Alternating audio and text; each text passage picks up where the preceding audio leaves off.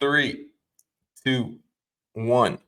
MLS Aces Podcast. This is your host, Tom Sweezy. I am joined by Jason Vivang once again for episode 287. I don't have any quick-witted remarks here, so I'm sorry. Sorry to everyone. It's been a hell of a week. Jason, I guess, how are you? I'm just going to go into that. I'm good, man. I'm ready for the weekend. I'll say that much. I'm tired. It's a week. It's like the middle of the day, and I'm tired already, man. It's okay. It's work. Work's always fun. But yeah, I mean, look, it's Friday. The weekend's here. MLS is back. We have international call-ups going on. We have the women's national team winning the Gold Cup. We have Patrick Schulte is apparently rumored to be going to Arsenal soon. I mean, there's just stuff popping off everywhere. What is Arsenal's just infatuation with MLS goalkeepers? That they're never going to play and just probably sell in a year anyway. Yeah, I mean, I just don't feel like they're making money off of these deals. I mean, they had to have made money off Matt Turner, no? I mean, I don't see what. Yeah, I mean, they probably did, but it couldn't have been much. Whatever. I mean, let's steer away from Arsenal goalkeeping and Aaron Ramsdale and all of that, and let's turn it more into. You are maybe the largest supporter of the U.S. women's national team that I've ever personally spoken to. I know there's big fans of the team. There are people more than me, probably. I'm not saying that, but we just took home a Gold Cup, Gold Cup after a 1-0 win over Brazil. Winner coming from Lindsey Horan. I mean, how are you feeling as someone who dedicates a lot of time to this team? Yeah, I mean, I think. Obviously, it's awesome winning another trophy. That's great. You kind of, at this point, it's come to expect it in tournaments like these, especially, CONCACAF competition is just not the same as European competition right now. Hopefully that's changing. I mean, I think it's clear it's definitely changing because Colombia is a great team. Brazil was obviously there. This was CONCACAF. I don't know what I'm talking about. Anyway, and in Canada, I mean, that game could have gone either way. They're a very good team as well. So it's just like the competition is getting a lot better. Obviously, this is still team managed by Twila Kilgore, who is in this temporary. Well, Emma Hayes finishes out the season in WSL with Chelsea. So, I don't know how much. I mean, she's obviously talking and in part of these rosters, it's been very clear she's had her kind of comments on and voice in. So that's positive that you've seen a lot of newer names come into the team in the last 6 months, I'd say, year. I also think newer names coming into the team and newer names seeming like they're quickly getting, up to speed with the rest of the veterans that are, I think some of these players too, should have been in this team a lot, for longer. I'm having trouble talking today. I don't know what's going. It's okay. We all get what you mean there. Don't worry. I think there's a decent amount of players in this team that probably could have been in the team longer. Like Samantha Coffey for Portland had an amazing NWSL season. She's been growing and growing and growing. Now she's in this team. She probably could have been in this team, prior to the World Cup, prior to big tournaments where you kind of want to have those options. And we just didn't have the player base is so talented, but I don't feel like they did a good job prior to last World Cup deciding, who or getting a good idea of who they had available. It was sort of like rinse and repeat and hope for the best. I don't want to hammer too much on that because obviously it's been talked about. We've talked about it. Yeah. But overall, I think there's a lot of positives. I think we're going to keep seeing more newer names leading up to the Olympics. And honestly, it's a month from now that Emma Hayes is going to be actually on the sideline, or 2 months. Yeah, so it's I think then we'll see the tactics continually start to improve, change, hopefully. And then, I personally, the Olympics are going to be an interesting tournament, but I don't think we're going to have a huge amount of like, this definitely should happen, or this is how it should go, because it's going to be so new for Hayes. It's almost going to be Hayes's first. I mean, it's not almost. It's going to be her first introduction on the sideline for a major competition. Everything for an international team too, you know. So like that's just different in itself. So I 100%. Think. I mean, I'm getting ahead of myself, but if you go into that Olympics and you're thinking you're going to see something incredible, maybe, but if it doesn't go the way you want it to go, you can't immediately start going, you know, this is a failure, because this is early, and or if mistakes, they work in 4-year cycles, right? And this is going to be a much longer thing. So, I mean, I think it's starting off well. This was a tournament that's good to win, but this is hardly the greatest competition, right? This isn't France. This isn't Germany, you know, Spain. Like, and I'm not trying to say they're not good competition, because obviously in the World Cup, all these teams had some pretty great games. But overall, I just think there's still a lot to learn about the team. There's not a lot that we can really definitively say from this tournament yet, or going forward. Yeah, look, I think from like you said very well, Jason, from a competition point of view with the Gold Cup, from a point of view of not having, you know, Emma Hayes on the sideline just yet, you know, there's a lot that we still need to see and a lot that we still need to give time to. And I think a fair point to you as well. The Olympics is going to be an interesting competition to see what mistakes happen, what mistakes don't happen, what's adjusted, what's not, and moving forward from there as well. I think it's actually like a good thing to have such a major tournament quickly, right? Like you come into the team, you're starting to manage a team, and immediately you got to see what are we when the stakes are at their highest, pretty much, right? Like the Olympics and the World Cup are the two major tournaments, and we're going to get to see that pretty quickly and see how these players buy into a system and to changes. So, no, I mean, look, I fully agree with you. The one player that I just want to give a quick shout out to, because I've been very impressed by her, is Jenna Nyswanger. Mm-hmm. I think she's been a very nice addition to the team. Obviously, I mean, she's killing it in NWSL as well, but just a very nice addition to the team. One of those players that maybe like should have gotten called up a little bit sooner. I know she's still young. She'll be around for a while, hopefully. But it's the players like that I just feel like we didn't give a fair look at prior to the World Cup. And it's not necessarily like she should be there, right? Not necessarily like she should have been there being on the field, you know, but at least there is a big player pool that with the NWSL growing, I think we're doing a better job now. Maybe it's Hayes' impact already. Maybe it's slowly trying to figure out what can we build off of. But I think they're doing a slightly better job finding and giving other players shots at game time and seeing what's available, because we've talked about it forever. Like the talent level is so high with the U.S. Women's National Team, but it's almost like we get kind of locked into who we think should always be there, right? Like Alex Morgan's always been there. She's great. She kills it all the time, right? She's arguably has had one of the best careers for the U.S. Women's National Team.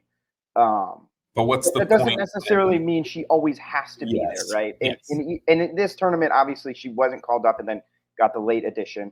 But my point is, like, you don't always need the same names, right? Sure. You want to rotate. Even in tournaments like this, like, sure, maybe the competition level or, like, of your team will go down a little bit if you're testing things and trying new players. But that's not necessarily a bad thing. It's not the time anymore to be like, oh yeah, we haven't lost in 57 games. Like that doesn't really matter if when you go into a major tournament, you know, then you start losing because you don't have the player base or the ability to change it up, I guess. So for sure. And what's the point does the veteran who's been around, like what's the point where, and it's a fine line to walk, I'm not saying it's not, but what's the point where it's you're respecting someone who's done so much, played at such a high level for the national team, and then what's the fine line of, okay, well maybe there's an unproven, unknown name to the larger, you know, USWNT fan base,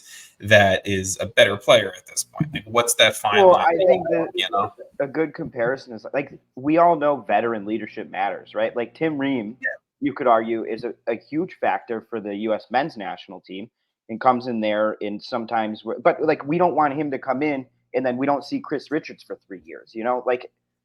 I'm not saying that's how it's happening. I'm just saying that's the sort of comparison. Yes, no, it's a fair comparison. And I mean, look, not to not to just go down a national team conversation here, but we did see the Olympic roster or the Olympic camp roster for the men's side of things get dropped. We saw the latest USMNT CONCACAF Nations League roster get dropped. Any major, but I'm not going to dive into the roster for you or for the folks listening. Any major names that you're happy about, not happy about? I think personally this is a pretty predictable roster. I was pretty excited about it. It felt right, this collection, right? I do like for two names, like Calendar, I think that's a good call up for him to be on that team. I think he's clearly has a ton of talent, and just getting him in there early to be around the team. And goalkeeper is obviously a super competitive position, especially with where the U.S. is at. I mean, even for sure.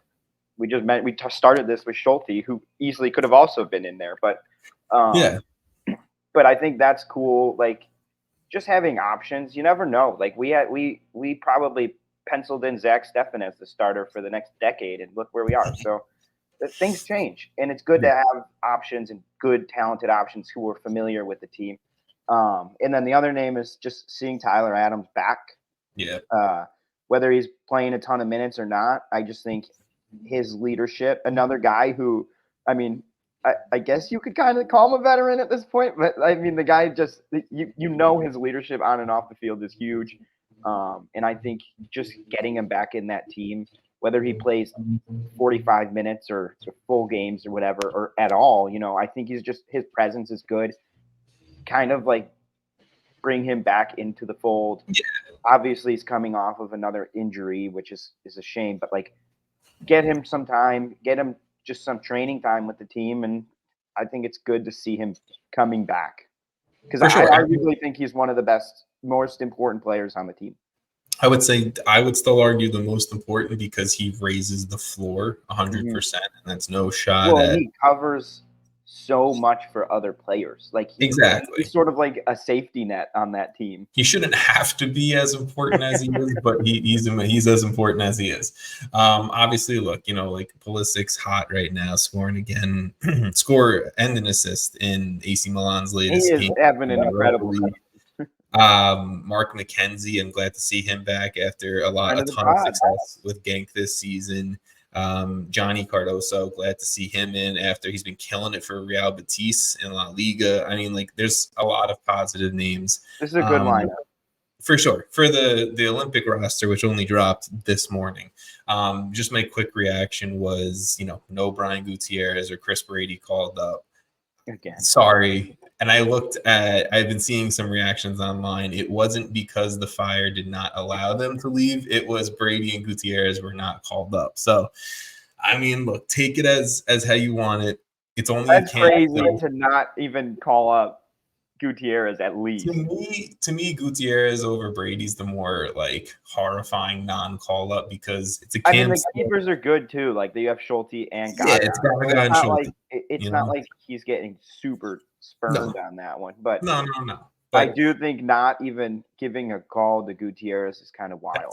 That's the wild one to me. But again, I'll give some credit in the sense of it's not the final roster. Let's see. This is just the camp. This is, I think, the final camp before the final roster. So I don't know. We'll see. There's a lot of young names that I'm biased. I mean, I think Gutierrez is better than some of the players in this team, in this camp. But like who? I'm not naming them. All right, let's move forward. Let's move away from the national team. I do like seeing Caleb Wiley in there, though. Yes, Wiley and John Tolkien. That's a solid young left back group right there. Yeah. Okay, let's talk MLS transfers. I'm just going to pretty much say these first two just to say them, not really to talk about it at all, Jason. But the Vancouver Whitecaps acquiring D-mid Ralph Prizzo from the Colorado Rapids on a trade in this past week. The Chicago Fire also loaning out homegrown right back Justin Reynolds to FC Lugano in Switzerland.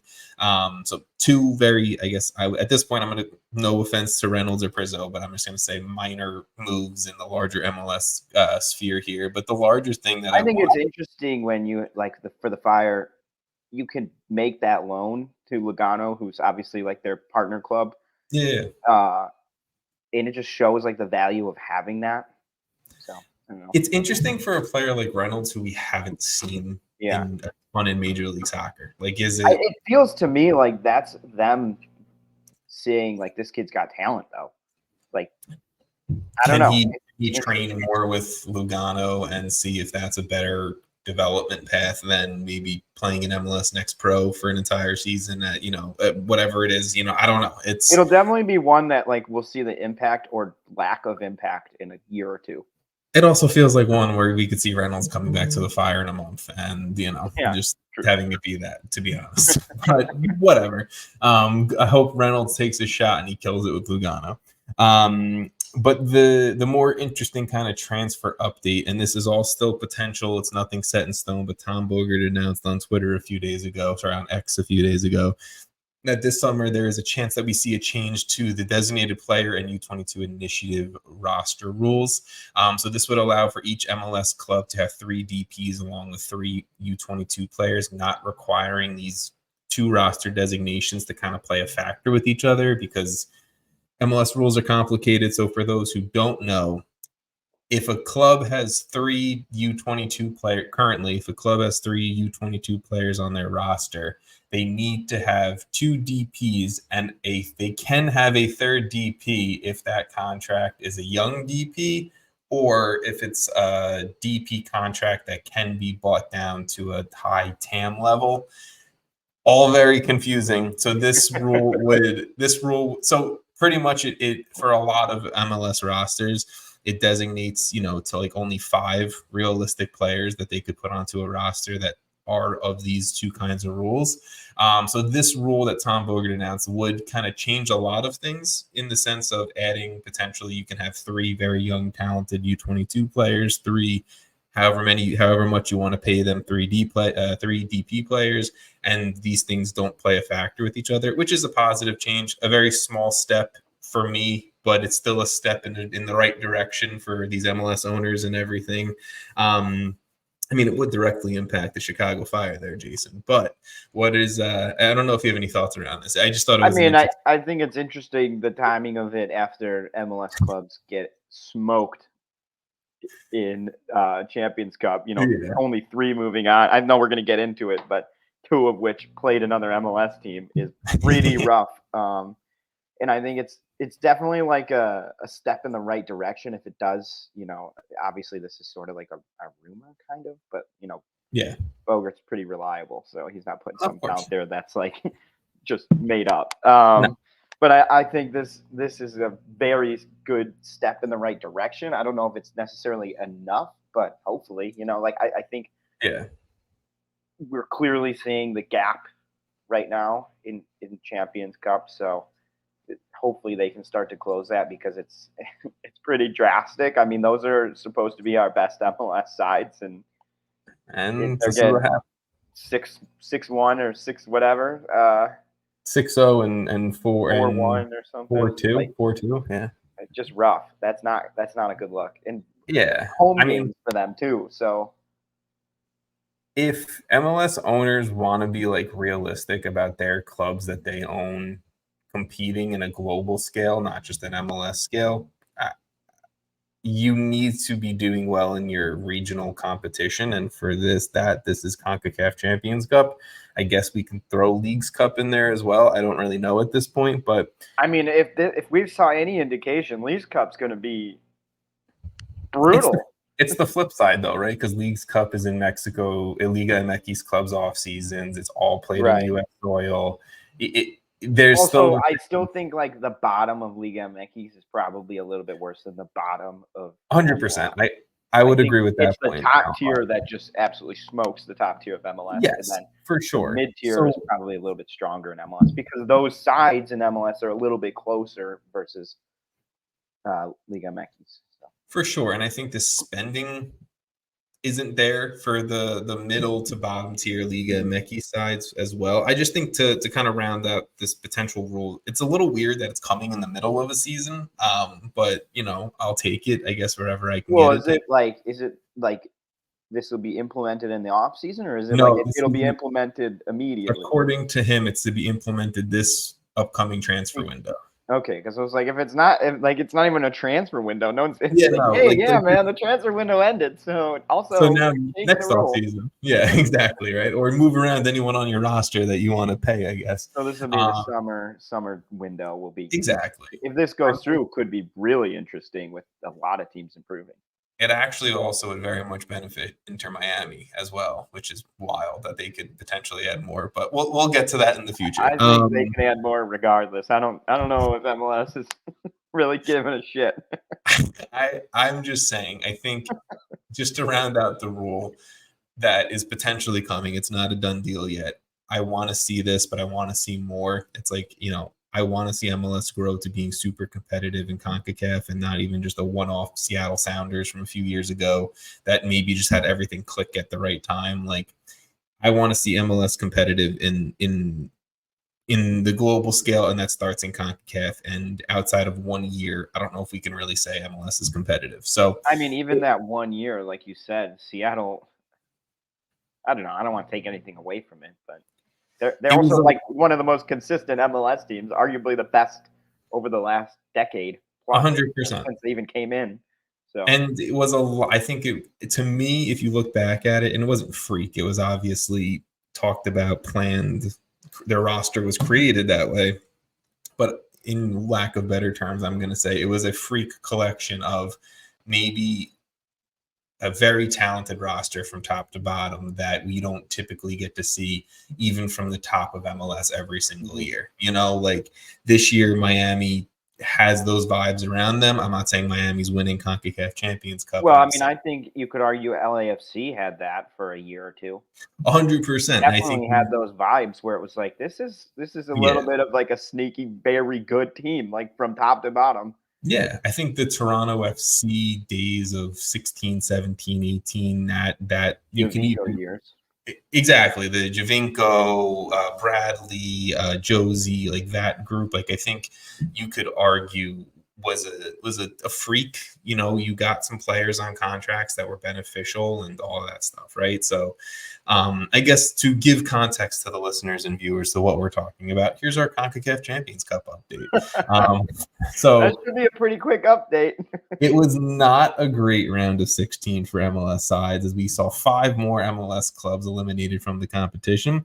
I'm just going to run through these, and I'll pause quickly, Jason, if you want to say something at the end of these. So the Philadelphia Union, they were eliminated by CF Pachuca on a 6-0 aggregate. The first leg was a 0-0 in Philly, and the second leg was a massive 6-0 loss in Mexico. The worst loss in the Philadelphia Union club history, by the way, which is a fun fact. Anything you want to say about the embarrassing loss there? I mean, they should be embarrassed. I think what's more interesting here is it kind of goes with the next one as well.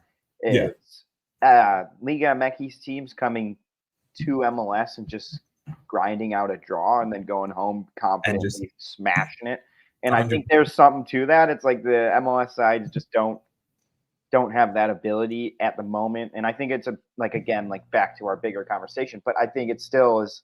It's just interesting how that first leg 0-0 draw in Philly, we're all like, okay, maybe they can go down there and get a win. No, it was like Pachuca was just like saving their legs for the second leg. 100%. They were just like, okay, we'll take the 0-0 draw away, and then you'll come home and we'll smash 6 on you. And I think it's a very embarrassing loss, but it's clear that the top of Mexico is just knows how to do this at this point. Just knows how to beat MLS in this tournament.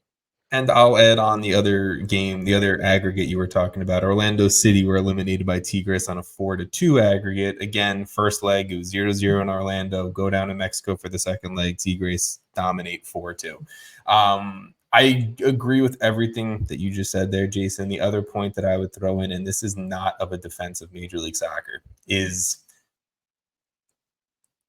the top 3-4 clubs in Mexico, they're bringing like $40 million worth of talent off the bench. We're bringing, whoever just got drafted out of the super draft 2 years ago, and it's kind of looked good. It's not fair to Major League Soccer sides in that sense, talent wise, but this is where, again, to my point, if MLS clubs and owners want to be real and they want to be competitive outside of just America, they need to up the spending. I think this is like, for a lack of a better term, this is what they want. They're making money against in these matchups with Mexico. It's the reason the Leagues Cup was created.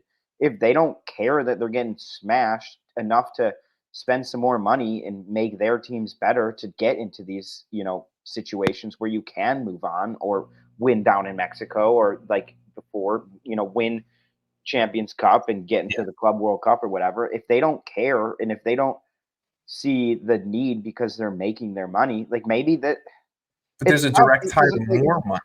There's more money if you win this stuff. But if you're playing Real Madrid in the Club World Cup, there's like that. But only one team gets that spot, right? So you're basically asking, not now. It gets expanded more, but yeah. Well, yeah, but 8 MLS teams to buy in, spend a shitload more in the potential that comes back in terms of in these games. And I'm not trying to defend it. I'm just saying, it's almost like they're okay with these embarrassing defeats when I don't think they should be. I don't think either of us are looking at these going, wow, that was fun. That was miserable. That was not enjoyable at all. Okay. Like, we're here to support MLS, to talk about it, to root for all these teams. Yeah. We go into these tournaments and we're like, I'll root for any MLS team in this tournament. And it's sad seeing it just like not even competitive, like 6-0 versus Philly.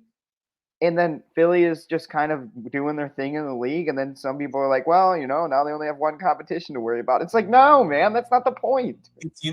That's exactly it. Is like, look, I think the times where you and I shit on MLS clubs, what they're doing, what the owners are doing, all that stuff, it's not out of a point of like, I'm just trying to shit on it to like hate it. I'm trying to shit on it because it's like, there's potential for more. And I understand you can't just give everything at once. Like, I understand it needs to be, there maybe, slow steps need to be taken to make sure rules are working and whatnot and whatever. But it's like, there's just so much potential for more for MLS clubs and owners and what we're seeing on the global market and the global scale of competition on the field. And if I'm an MLS owner, I'm not agreeing with what with what probably a majority of the owners are voting for in these meetings and everything like that The Athletic are reporting and all of that. So we don't shit on MLS. We have a podcast talking about it. We don't shit on MLS out of negativity. We shit on it it's negative, but because I don't even know if we are that negative. There are times where we make fun of teams or laugh or joke around, but like at the end of the day, if San Jose is in this tournament, I'm rooting for San Jose. Like honestly, the only club that like I really would be like if they got eliminated by a Mexican club 6-0. I mean, Philly's close to that as an NYCFC fan, but it's the Red Bulls. If the Red Bulls are out, I'm happy about it. But other than that, I'm good. Well, I mean, I saw an interesting kind of discourse popping up. It was like, oh, so we couldn't do the U.S. Open Cup because of too many games, and now you're all going to be losing in the round of 16. And it's kind of a valid point. It's true. No, it's true. I mean, look, obviously the Leagues Cup and that schedule just got released and all that. I'm not diving back into that competition. And that's your favorite competition, you said. A quick aside on the Leagues Cup and Open Cup news. I don't know if Jason, if you read it, or if anyone listening or watching hasn't read it, go to The Athletic and go to the latest article I think Tom Bogert just put out about Don Garber's comments about the U.S. Open Cup. Wild, the comments that he made. Just the absolute sheer, just out of touch. Just out of, like, you don't want to, he pretty much admitted that MLS teams aren't playing in a non-MLS controlled competition. That's simply what it is. So I want to say, if the Sounders make it back to the Club World Cup, are you not going to allow the Sounders to go? Tacoma Defiance has to go represent the Seattle Sounders in the Club World Cup because MLS doesn't control what goes on in this competition. I think there's a point where like MLS is it could get kind of dangerous, right? Like USL is only getting better. The competition's getting better. The quality's getting better. The teams are getting better. And I don't know, man. Like we're MLS fans. We like American soccer. I want it all to be good, but Yeah. at some point, it's like, don't you guys feel like this maybe does more hurting than helping? Like, just play the extra games. Don Garber literally there was a comment that was to the extent or to the sense of there's a lot of young Americans playing, and without MLS Next Pro, I have no idea where they would be playing. And he was I know where they'll be playing.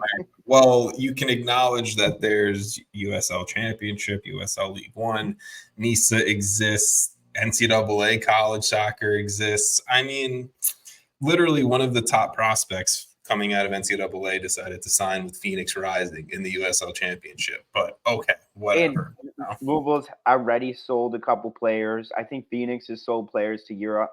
It's not like I don't know. I feel like they should be a little more nervous about that than they seem to be. But I don't know what's going on behind. I'm not sitting here saying that USL Championship is a direct competitor talent-wise with Major League Soccer, but MLS, its owners, Garber, all of that, they're bordering a line of like exclusion by they want to be like the NFL or the NBA or whatever, right? Well, they want to be the number one league in the but it's different because there really only is the NFL. There really like sure there's the G League for basketball, but no one is looking at that like a direct competition, and it never will be. But soccer's a little bit different, like it's a little bit different. There's a billion leagues, and yes, soccer's a global thing where the NFL is going to, Mexico City, London, and to grow their game. I think Premier League teams come here to grow. 100%. So like it's so different, and I think they're going in with the mindset that they will be like the NFL of soccer, but it's just not feasible in a climate where there's multiple leagues that are also building. MLS is still relatively young. They don't have 100 years of NFL or however many years, probably close to 100. But you get my point. Like that, it's not like it's like the NBA been around forever, and then the G League is just like the affiliate league that it's similar to like Next Pro. But USL is like actually. I'm not going to say it's a direct competition because, like you said, the competition is worse. Like currently MLS is the top tier, but that doesn't mean it will stay that way. And I think the longer they pretend that it doesn't exist, the worse it could be for them. I think, like you said, top tier NCAA talent, like going to USL should be a red alarm or whatever. And yes, it's maybe more recent, maybe it's new, but it could be the start of a trend where that's how things grow, man. It has to start some way. You're a top young American soccer player, and you're like, well, Phoenix Rising sold 2 players to like Switzerland or like Denmark in the last year, and like it's at not this point, like there's so much. Like you said, it's a global game. There's scouts everywhere. If you're good enough. Yeah. You're probably going to be found whether you're on LAFC or Louisville. Like you're probably going to be found because you'll make the waves. You'll be up there. So. And look, again, it all comes down to a point of Major League Soccer. I think they do a lot of things right. They're doing things right. But I think when they're oblivious to something or when they don't want to acknowledge something, it bites them in the ass way harder than when I feel like we're just shitting on MLS in this episode. But it's not. In reality, it comes from a place of like, we want it to be better, Yes, exactly. And like you said, I don't think they're necessarily doing things wrong. I think there's things they can do better, and I think acknowledging that there's another competition in the country that is also not that bad is important. But I think obviously the Messi signing put MLS in a different part of the map, and I think I almost think that's where Major League Soccer is getting a little conceited, is like big-headed. 100%. A little the head's swelling a little bit after a Messi signing. I mean, because none of this shit happened until Apple and Messi came along. Let's just be honest and be real. Which I is love it. it's amazing though. Like that's Yes. huge. That grew MLS astronomically. I think it's awesome for the league, but I don't think they can lose sight of the fact that there's still work to grow and 100%. build. It's not done. Like we said, like the joke about MLS 4.0 or whatever. Where's 5.0 going to come from at this point? Like, don't just get stuck at 4.0.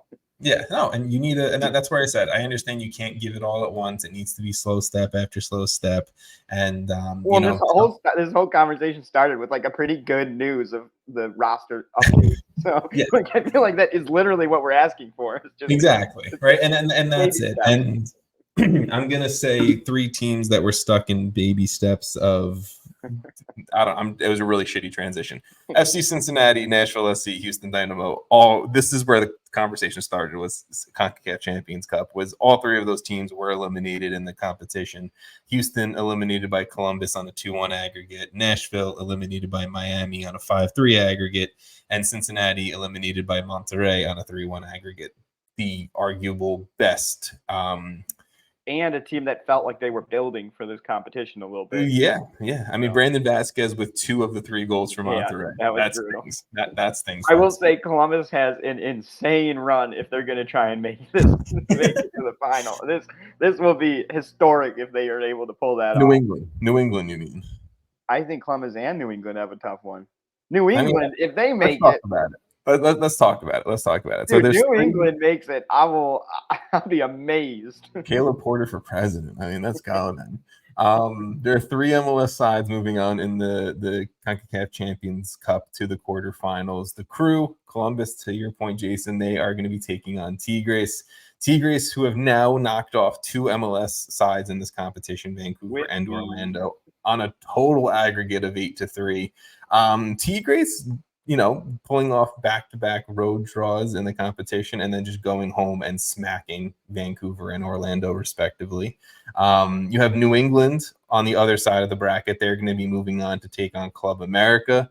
New England, they've taken down Independiente of Panama and Alajuelense of Costa Rica.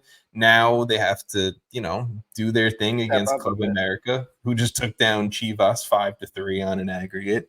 And then the last MLS side remaining, Inter Miami, they're moving on to take on Monterrey, who just eliminated Cincinnati, like we talked about. Monterrey beating Cincinnati and Comunicaciones of Guatemala, while Miami, their only aggregate so far was the Nashville aggregate. So, do you think, Jason, who's home first? I guess I can pull it up while you answer this question.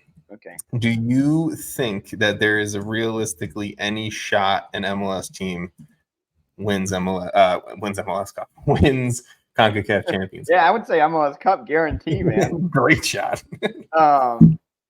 Yeah, I mean, I'm not ruling it out. I think this might be one of the tougher round of 8, so like that we've had in a long time. Like this is maybe the tournament I've had the least confident in going. I mean, going forward based on the results we've seen and the fact that 2 MLS teams moved on because they played MLS competition, and 1 MLS team moved on because they haven't played a Liga MX team. So they faced a Costa Rican and a Panamanian club, which nothing against them, but it's not. It's not Club America. So I'll take my shots. It's fine. Everything again, and it's arguably the team I'm least confident in. So that's not great. But I mean, I will say I'm of the mindset too that this is maybe the worst mentally I have felt about MLS clubs in CONCACAF Champions League or Cup. Yes, but there's a team with Messi. I mean, true. At the end of the day, is Messi, Suarez out. Like these guys have played in far bigger games, So to answer your question that you asked me a few minutes ago, all MLS teams are home first. So New England. See, that's bad. That's bad. It's not good. No, it's not good. Columbus home first. I feel a lot more confident if they were all away first, and I think we need to see 2-3 goals from all of the MLS teams. I would say if you're not up 2, I don't know, man. And maybe Miami can pull it off, but I don't see Columbus going down to Mexico versus Tigres and getting a W. I mean, No, I could be wrong, but like, look at I don't know. Of all teams, Columbus and Miami are probably the two I would have the most confident in. I agree with you. I think if you don't have at least, this is at a minimum, a 2-goal cushion going into a game in Mexico, then you're not moving on. That's just what it is. Because Well, I even also think it's a whole it's a whole different mindset if these teams are going back home in Mexico and going, oh, it's just a one-off game, 0-0 going into this thing. yeah, all you got to Versus, do. hey, we Yeah, need 2-3 goals. There's a 100%. whole different mindset. You're up 2-0 going down to Mexico, and if you get that first goal, that shifts so much, like drastically. You get one goal down there, and it's so different. So, yeah, that's The away goal also still plays a factor, right? So also trying to do your best to keep Mexican clubs scoreless. It's I'm not saying it's an easy test. This is an hey, impossible it's test. happened though. It happened It's what, 100% twice, 3 happened. times. So I mean, we did just get 2-0-0 first leg that's what I games. mean. And then they got smashed. But I let's mean, say yeah, just don't do the say second part. let's say Philly had 2 goals in that first game. Do they get beat 6-0 in the next one? I don't know. I mean, maybe they still do, but yeah, I mean, maybe that's a bad example, but Yeah, no, I got you. I got you. and my point is it changes the dynamic completely. Yeah, I mean, look, I don't know. I'm still nervous. If you look at the one side of the bracket, right? New England has to go away to the Azteca, and then even if they somehow manage to get past Club America, they're most likely going to have to face Pachuca, who just went 6-0 on Philly to make a CONCACAF Champions Cup final. So New England, I'm Let's sorry, put it but this way: it's been good. if we're ranking the MLS teams in terms of New England's worst. Yeah, likely to move on even one round, it New would England. be like it would probably be Miami, then Columbus. Yeah. Columbus would be a little bit lower, and then New England would be off the page at the bottom. It's like Monterrey, I think, are probably the best club in Liga MX right now. Don't quote me on that super hard because I don't I know don't know if Liga they're MX that standings, but well. I do. I was looking at it recently. Yeah. I think them or Club America is just I so. mean, America just won it, so there's also that part too. And Monterrey is on 25 points in first. Club America is on 24 in second. okay, Pachuca is on so 22 in fourth. So Cruz you is have between. Miami taking on right now the leaders in Liga MX, which you Who know have what? not lost in the league. No, but Cincinnati 21 goals to also. 7 goals against. I think Cincinnati made Monterrey look beatable, and I think I would Miami agree. Yeah. I think Miami could beat Monterrey. That's all I'm going to say. Columbus against Tigres. I'm picking Tigres in the sense of this Tigres group is old. They're veterans, but at the end of the day, this Tigres group has been around together for a while. They've won this competition before with this very similar group. I think experience-wise, I'd give it to Tigres.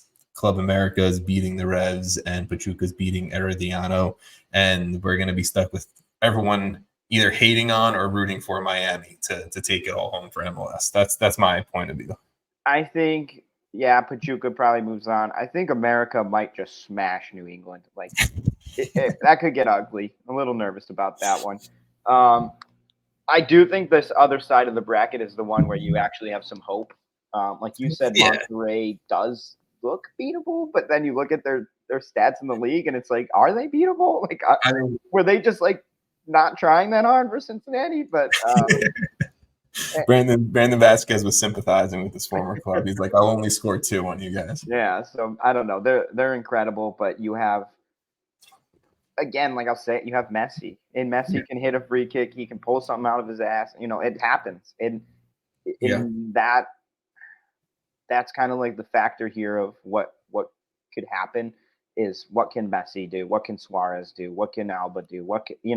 The team is equipped with a lot of talent. I think Tigres versus Columbus, I'm really hoping is at least competitive. I think it can be because we know Wilfred Nancy as a coach at this point is very, very talented at game planning, and especially in these kind of moments where you have one team ahead of you. We know the talent there. We know how competitive that team is and how good they are. And I think at this point, coming off of an MLS Cup, their priority should be the Champions League and in how far can they get in this competition. And to go far, you have to beat good teams. So I just hope that those two are not a repeat of, the last round. I agree. I mean, I fully agree with that. I will say Tigres Yeah. like a 4-2 over Orlando. And obviously I think one of those was at least a penalty kick for Orlando. But that doesn't of all the games and the domination I feel like that Liga MX had last round, that's not like jumping off the page, especially with an Orlando team that's clearly struggling right now in the league play and just in general to find their form and stuff. Like I'm not ruling out a Miami versus Columbus match. Oh, Call me crazy, man. Too high. You have your hopes too high. I probably am crazy, and it probably will be disappointing. But what was the text that I sent you before the Philly Orlando Leg 2 games? Was I'm just hoping we see one have a performance. You're like, both of them win. It was never gonna happen. It's just, hey man, I'm just like blindly rooting for it. Well, will it happen? I don't know, but. All right. If there's any teams that I'd be confident in, it's these two, and that's just it, right? Like, I guess I could have said the same for Cincinnati, and they didn't do well. So whatever. I don't know. Do we know anything? We know nothing. We're here. We watch the games. It is what it is. I'm going to. I didn't realize we were going to talk CCL that long. That's fine. We did that and roster changes and USWNT national team way longer than I think either of us expected. That's probably more of the quote unquote higher level important stuff. Yeah. We'll have plenty of. Look, we're 3 or 4 weeks into MLS. Exactly. I don't think there's anything drastic to take away. Match days, weeks, some of the whatever. things we put on here. NYCFC sucks. Toronto might be better. Okay. So what I was gonna say is you got to give me one thing that we have listed out or not even listed out, whatever, that you want to say about an MLS team performance start of the season. I can go first if you want. I actually have 2, but I'll start off with the Red Bulls. Unbeaten so far. They have a win against Dallas, who I think both of us, including a lot of other people, were pretty high on going into the season with their off-season additions. A draw versus Nashville, and then who was their first? Was that? Have they only played 2? Am I crazy? The Red Bulls? No, and then they beat Houston. Houston. But I think that Emil Forsberg signing has clearly paid off already. I think he looks really good. This team looks good. They're I think they're a good team. They're on the up, and I think they're much better than my preseason prediction. Definitely, both of ours. But they're like a sneaky good team. I don't have a ton to say, but I think they're one of those like early season impressing me probably the most right now in terms of where I had them before. I will just say to the Red Bulls positivity, Forsberg, I didn't expect to come in as impressive. Lewis Morgan, healthy, game changer, and Noah Illy, I'm not really how to say his last name, has looked very good as a very young. This is a team too that I wouldn't be surprised if they make more moves in the summer. I wouldn't be surprised if these roster It's apparently rumored. I've seen those rumors, and that's huge, man. Because I think Van Zier has been disappointing. If Timo Werner comes into this group, Red Bulls are instant MLS Cup contenders. Oh, agreed. I mean, I think so far, I know we do those power rankings. Which shout out to the power rankings. If people don't know, we're doing that. But I do think I am starting to see the Red Bulls for myself personally start moving up pretty rapidly here. I think this weekend's going to be super interesting versus Columbus. Obviously, Columbus is playing Champions Cup, so it's a little bit interesting. It's a little bit of a different vibe, but it's still Columbus, and I think the Red Bulls can really turn some more heads this weekend. For sure. Or turn people say, oh, maybe they are what they are. Look, I know you have two things to go on for MLS stuff. I'm just going to quickly say my two things that really a lot stood out to me, but two things that quickly stood out to me this weekend and kind of through the start of the season have been just how impressive Minnesota and Montreal have been. We've kind of touched on it before on the podcast to start the season, but Montreal, huge road win at Miami, especially with how hot Miami's been and Suarez and Messi looking good. Well, I know Messi didn't play in this one. Suarez, Busquets came on as a sub, so probably that's why. But you're also talking about a team that came off of an absolute dominant win over Orlando. 100%. So many people have a lot higher.